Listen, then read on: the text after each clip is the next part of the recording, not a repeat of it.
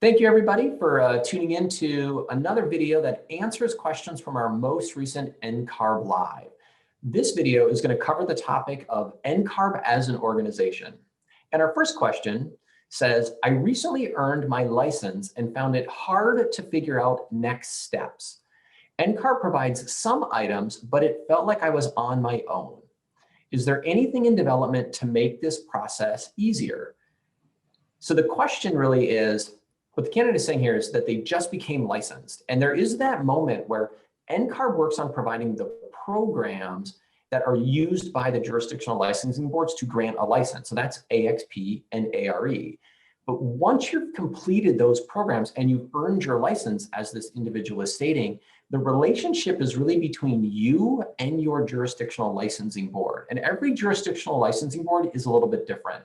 So I would say in this case, it really comes down to now building your relationship with your local licensing board.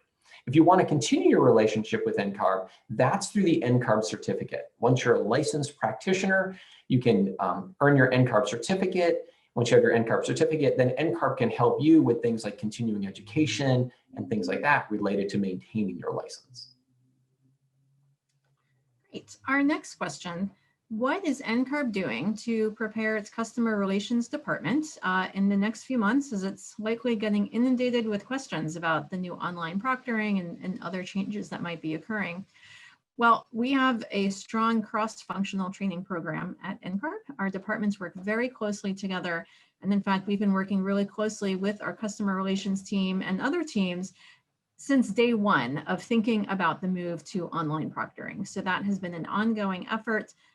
We work together frequently to cross-train people in various departments to provide that information, answer questions for each other, where we can make sure that all of our departments are really on the same page with any new changes that are coming out, exam or otherwise.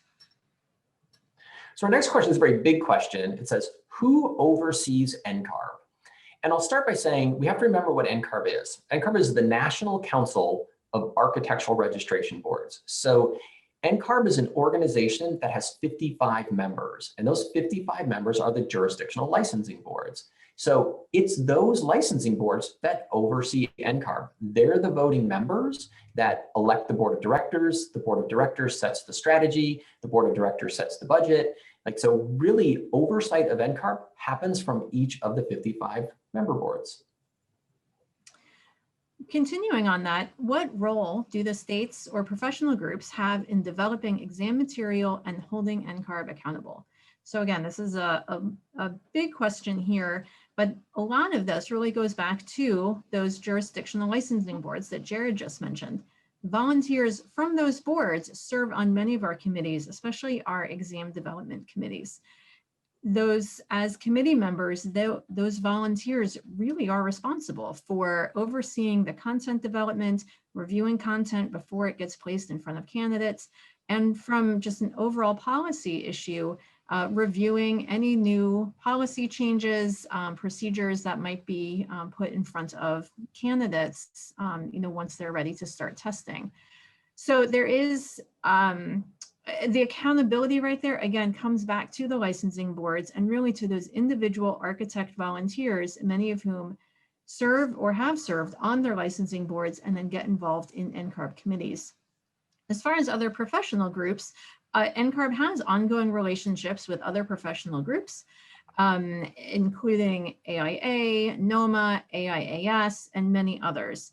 So we have ongoing relationships, meetings, dialogue, really where we discuss the initiatives at NCARB, as well as at those other organizations, where we can keep each other informed about areas that we're working on and where we might be able to work across various programs. So our next question says, what is NCARB doing to address equity in the profession? And NCARB understands that equity in the profession is an important topic, and it has been for quite some time. And that's one of the reasons that this past year, NCARB over the past several years has built a relationship with NOMA, the National Organization of Minority Architects. And this past year went into a joint partnership where they dug in together and really look at what can we learn that's happening in the profession. So you've probably already seen some data released by NCARB on this, and I think you can, in the future, look for more of the insights that were learned from that and some of the changes that will be coming because of it. The other thing NCARB is doing is NCARB internally has been doing what we call a pipeline study. As we've mentioned, our members are the jurisdictional licensing boards, and the members of the jurisdictional licensing boards are people that are appointed to their state licensing boards, typically by the governor of that state. So we're also looking at how we can work with the pipeline of people that are getting on their member boards, because that in itself influences the regulatory process. The third part of this is just internally inside of NCARB. We're looking at all of our programs from the perspective of diversity, equity, and inclusion to make sure that the way the programs are built, that they're not unintentionally impacting any population group in any way that would not be acceptable. All right, our next question, what % of our volunteers, I mentioned our volunteer committees, especially those focused on exam development, what % of those volunteers are women and minorities? So I have some data on this stretching back for the last 5 years, and I can say that about 2/3 of our volunteers are or have been men, about 1/3 are women. Broken down by race, I can say about 2/3 are white, about 1/3 are non-white. But I also want to point out those aren't the only measures of diversity that we look for on our committees.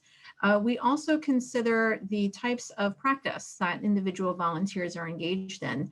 So for instance, firm size, we want to make sure that we have volunteers working in a range of types of firms. Certainly when we're developing questions for, say, the practice management exam, project management, how do you operate within a firm setting? So I can say about 1/3 of our volunteers work at large firms, about 40% of our volunteers come from small firms, and the rest are either sole practitioners or work at medium-sized firms. So we've got a pretty good range there. And then we also look at years of experience. We want to make sure that we're including the voices of practitioners really across the range of how long they've been practicing. We have, let's see here, about 1/3 of our volunteers have been recently licensed within the last 5 years. About 1/3 of our volunteers have been licensed more than 20 years, and the other third are somewhere in the middle of that. And so that's a really important thing for us as well. Certainly our volunteers who've been practicing longer bring a lot of wealth of experience to the table.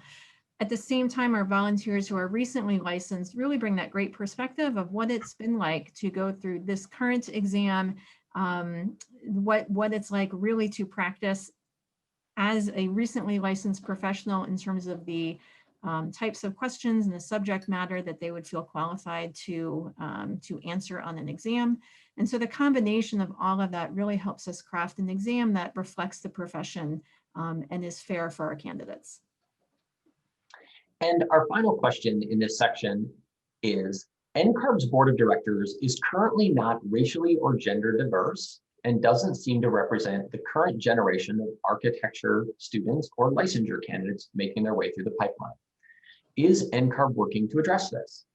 The short answer is yes, NCARB is working to address this. I think it's important to understand who the members of the NCARB board of directors are.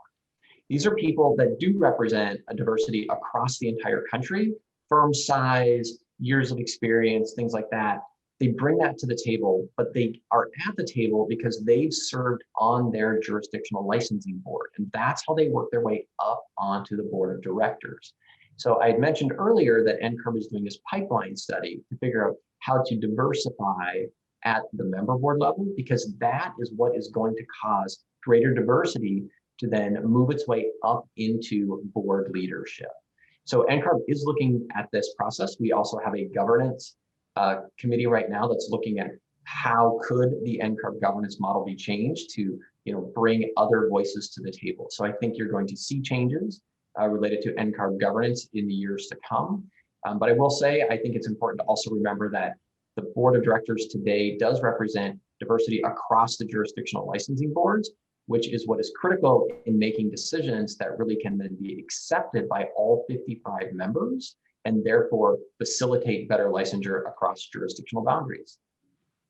So thank you for your time in listening to this video where we answered more questions from the NCARB Live, this time all about NCARB as an organization. Thank you.